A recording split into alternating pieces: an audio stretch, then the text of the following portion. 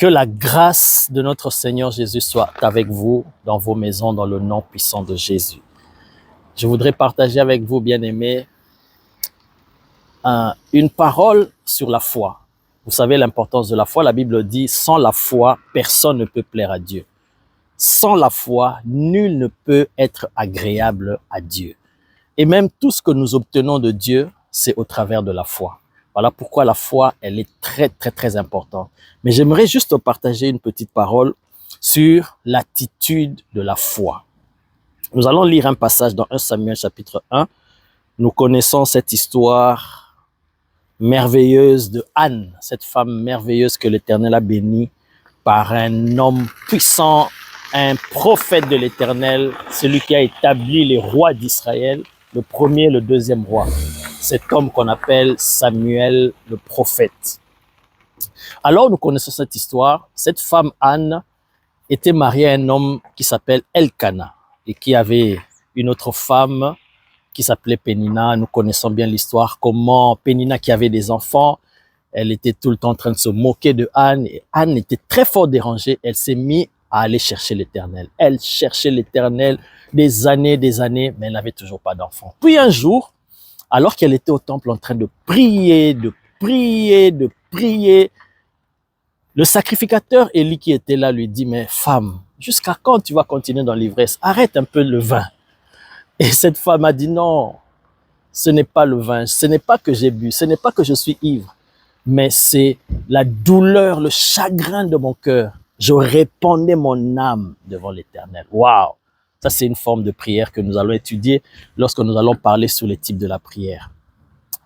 Elle dit, je répandais mon âme devant l'Éternel. Elle pleurait, elle priait à une dimension où la Bible dit que ses lèvres commençaient à bouger. Elle remuait que des lèvres, mais on n'entendait pas le son de sa voix. Vous voyez la dimension de la prière.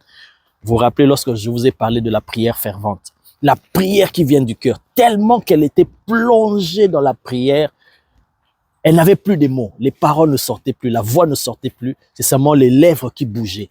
Alors le sacrificateur de loin, ayant vu cela, s'est dit, mais c'est quoi cette femme, elle est ivre ou quoi? Elle a dit, non, je répandais mon âme devant le Seigneur. Et voici maintenant la parole que l'homme de Dieu lui a dit. Le verset 17, donc c'est 1 Samuel chapitre 1, verset 17 jusqu'au verset 18. Voici ce que le sacrificateur lui dit, l'homme de Dieu. Élie reprit la parole et dit, va en paix et que le Dieu d'Israël exauce la prière que tu lui as adressée. Elle dit, verset 18, que ta servante trouve grâce à tes yeux. Et cette femme s'en alla. Elle mangea, écoutez ça, elle mangea et son visage ne fut plus le même. C'est ça l'attitude de la foi. Donc cette femme a vécu pendant un moment toute triste, au point que son mari l'a comblée des biens pour essayer de la consoler, mais elle ne trouvait pas consolation. Elle était tout le temps triste, elle pleurait, elle se lamentait. Et ce jour-là, elle a répandu d'abondantes larmes devant l'Éternel. Mais lorsque l'homme de Dieu a libéré la parole, il lui a dit, va, que l'Éternel t'exauce. La Bible dit, cette femme s'en alla et elle mangea. Elle qui avait perdu l'appétit, d'abord elle commence à manger. Parce qu'elle s'est dit, il y a quelque chose qui vient de se passer par la parole libérée par l'homme de Dieu. C'est ça l'attitude de la foi. Elle dit, maintenant là, je vais changer mon attitude, je vais changer mon style de vie. Je ne vais plus être triste. Je ne vais plus être là à me lamenter, je vais manger. Elle mangea et son visage ne fut plus le même. Ça veut dire même son attitude de tristesse, de pleurs, son attitude a complètement changé. C'est ça l'attitude de la foi. Parce qu'elle s'est dit, je crois en la parole qui est sortie de la bouche de l'homme de Dieu et je sais que l'Éternel m'a exaucé et j'aurai mon enfant. Elle a commencé à se comporter comme si elle avait déjà un enfant. Donc, elle avait la joie, elle pouvait manger et son visage était un visage rempli de joie plutôt que de tristesse. Bien-aimé, lorsque l'homme de Dieu te parle de la part du Seigneur, lorsque la parole de l'Éternel est libérée pour toi, dans la bouche de son serviteur, crois. Lorsqu'on te dit, l'Éternel te bénisse, il te rendra riche, bien-aimé, Crois en cette parole et commence à te comporter comme les riches. Change d'attitude. Change ta mentalité parce que la transformation commence d'abord par la mentalité. Cette femme, elle changea de visage. C'est ça l'attitude de la foi. Alléluia. Souvenez-vous des 10 lépreux qui sont venus vers Jésus.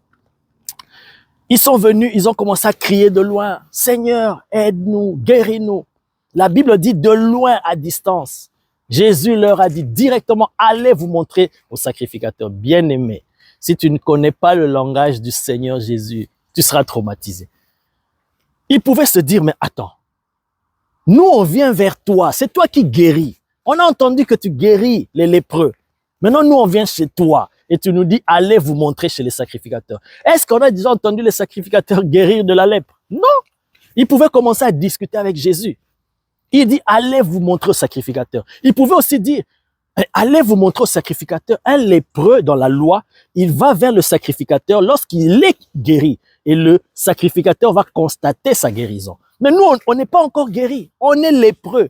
Si on se présente comme ça, déjà la distance qu'on va parcourir pour arriver jusque chez le sacrificateur, on va nous lapider. Parce qu'un lépreux qui marche comme ça, dans la communauté, on va le lapider. Mais ils n'ont pas pensé à ça. Jésus leur a dit, allez vous montrer au sacrificateur. Pourquoi? Parce que la parole de l'Éternel, la parole qui sort de la bouche de Jésus, contient déjà la guérison. En libérant cette parole, la guérison déjà est sortie. Maintenant, c'est à toi. Ça dépend de ton attitude. Comment tu vas recevoir la parole qui est sortie de la bouche de l'homme de Dieu. Ils n'ont pas discuté. Ils n'ont pas commencé à discuter. La Bible dit, quand Jésus a dit, allez vous montrer au sacrificateur, à l'instant même, ils se sont retournés, ils ont commencé à partir. Et c'est quand ils ont commencé à partir que la guérison s'est manifestée. Ils ont constaté la guérison. C'est ça l'attitude de la foi. Lorsque la parole de Dieu vient vers toi, lorsque la parole de l'Éternel est libérée pour toi, bien-aimé, crois et agis conformément à la parole de l'Éternel. Ne te pose pas 1001 questions. Comment cela va se passer? Ne te pose pas. C'est l'Éternel, en libérant cette parole, il te donne déjà la capacité, la solution, la guérison, la délivrance et le miracle. Cette femme, Anne, lorsque l'homme de Dieu lui a dit, va, que l'Éternel t'exauce, la Bible dit, elle est partie chez elle, elle a mangé et son visage n'était plus le même. L'attitude de la foi. C'est lorsque tu reçois la parole de Dieu. C'est après maintenant, on va savoir si tu as la foi ou pas. Comment tu te comportes? Comment tu agis? Tu es guéri. Ah, mais tu ne sens pas encore la guérison. Tu as toujours les symptômes. Crois en la parole qui est sortie de la bouche d'un oint de Dieu. Crois que tu es guéri. En rentrant chez toi, en allant avec la joie, avec les actions de grâce au Seigneur, merci pour ta guérison. C'est alors que tu vas constater la guérison. J'ai parlé dans une vidéo, je pense que le titre c'est « Jésus guérit jusqu'à ce jour », d'une puissante guérison miracle que le Seigneur a opérée dans la vie d'une sœur qui m'a appelé pour sa fille de 6 ans qui avait une perle qui était entrée dans son oreille et le médecin voulant en faire sortir, suivez le témoignage, c'est là dans YouTube. Lorsqu'elle m'a appelé, elle était en pleurs, elle était dans l'angoisse, vous imaginez une mère. Je lui ai demandé qu'est-ce que tu veux parce que les médecins ont dit on va opérer, sinon c'est là, on va opérer et pour faire la greffe. Je lui ai dit alors toi qu'est-ce que tu veux? Tu veux qu'on opère? Oh non, j'ai libéré la parole.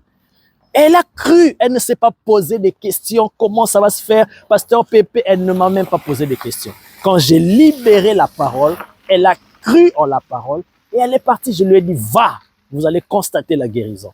Et en partant chez le médecin, son mari amène l'enfant. Le médecin dit, est-ce que c'est bien l'oreille gauche, le tympan de l'oreille gauche qui était perforé?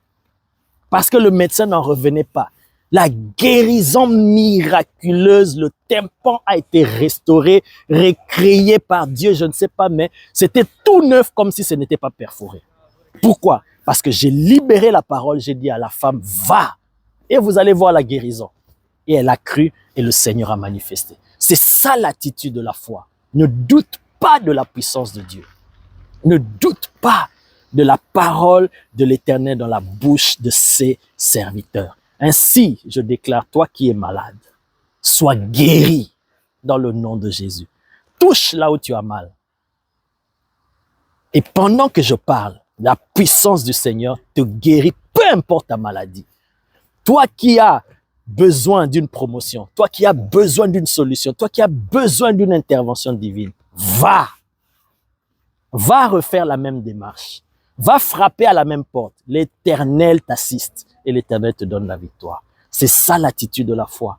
Crois et ensuite tu verras la chose s'accomplir. Soyez bénis dans le nom précieux de Jésus. Amen. Que la paix du Seigneur soit dans vos maisons au nom puissant de Jésus. Amen.